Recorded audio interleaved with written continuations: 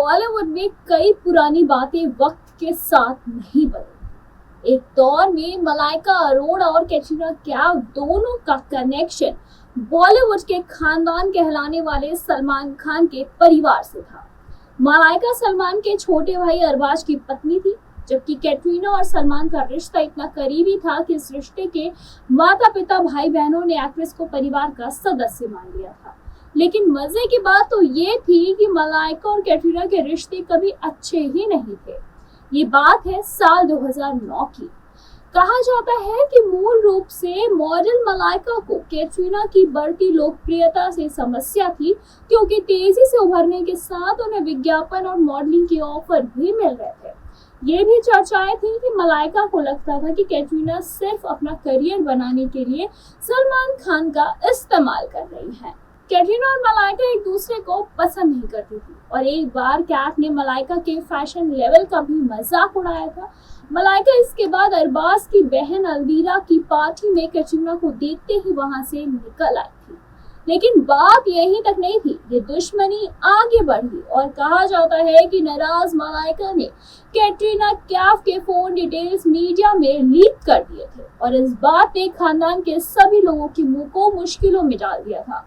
असल में उन दिनों कैटरीना और जॉन अब्राहम को लेकर भी चर्चाएं थी और मीडिया में लीक दोनों की बातचीत में कुछ ऐसा था जिससे सलमान के परिवार में हंगामा मच गया था। तबाही आ गई थी या फिर कहे सुनामी आ गई थी। खुद सलमान इस मीडिया लीक से नाराज हो गए थे।